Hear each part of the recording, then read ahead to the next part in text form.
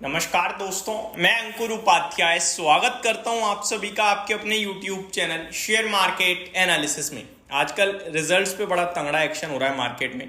कुछ नंबर्स आते हुए दिखे जो मैं आप सभी के साथ शेयर करने जा रहा हूं। तो शुरू करते हैं एक एक करके सारे स्टॉक्स को कवर करना। सबसे पहला नाम है 361 वेल्थ मैनेजमेंट कंपनी में आनंद राठी ने अपने रिजल्ट्स ऑलरेडी पेश करे थे। नंबर्स अच्छे थे, स्टॉक फ्लैट रहा, कुछ नहीं हुआ, 2% ऊपर 2% नीचे, क्योंकि वो रिएक्शन ही नहीं देता रिजल्ट्स पे। मैंने उस समय उसके नंबर्स कवर करे थे तो मैंने सेम चीज बोली थी।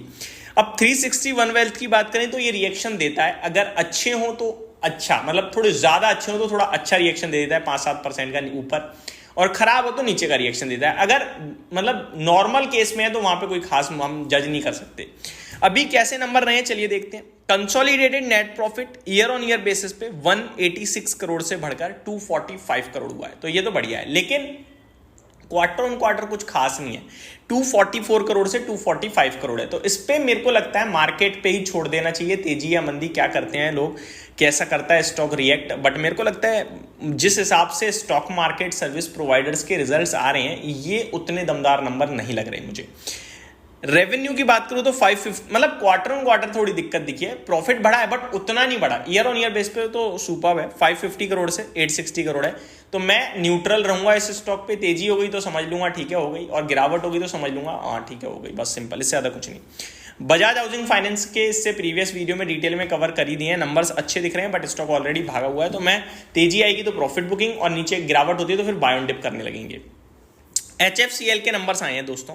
कंसोलिडेटेड नेट प्रॉफिट 73.9 करोड़ पे आया है, 69.4 करोड़ से बढ़कर साल दर साल। लेकिन क्वार्टर ऑन क्वार्टर 111 करोड़ से 73.9 करोड़ पे प्रॉफिट रह गया है। तो ये नंबर मुझे खराब लग रहे हैं क्योंकि क्वार्टर ऑन क्वार्टर बड़ी डिप आ रही है और साल दर साल भी कोई खास जंप नहीं है।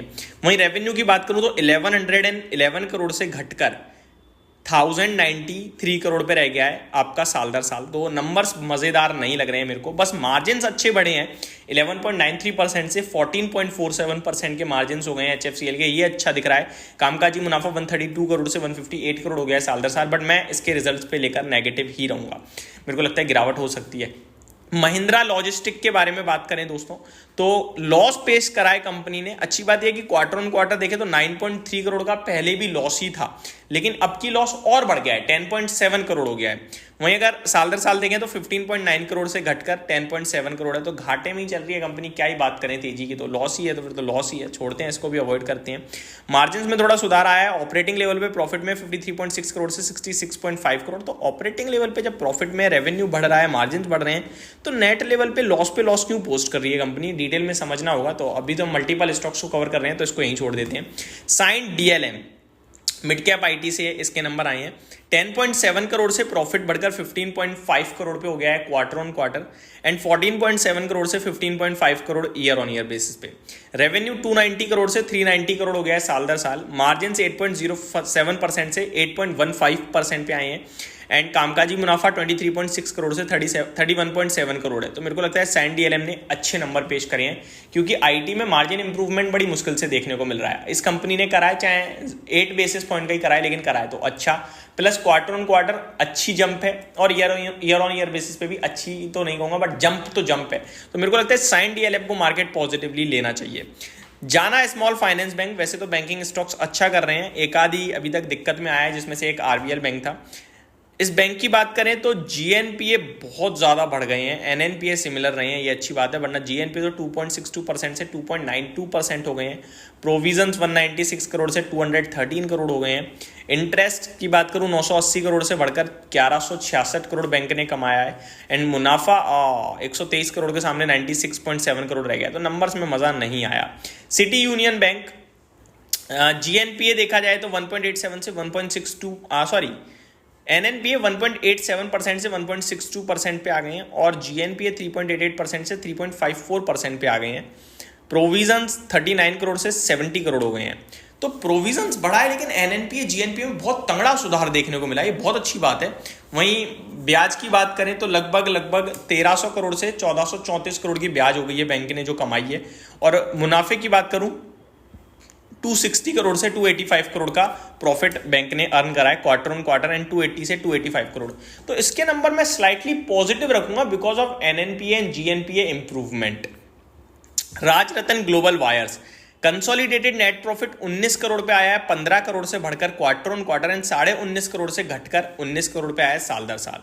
रेवेन्यू 214 करोड़ से 240 करोड़ हो गया है साल दर साल। मार्जिन 15.83% से 15.44% पे रह गए हैं। कामकाजी मुनाफा 33.9 करोड़ से 37.9 करोड़ पे है।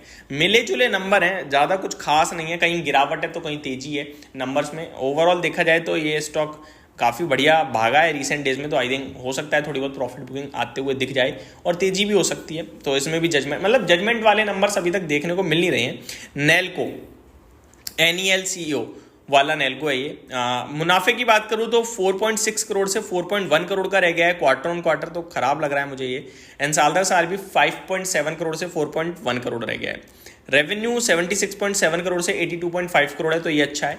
मार्जिन्स में बड़ी पिटाई पड़ी है, तो नेल्को कल का क्रैश कैंडिडेट हो सकता है दोस्तों। 18.15% से 13.13% पे मार्जिन्स रह गए हैं।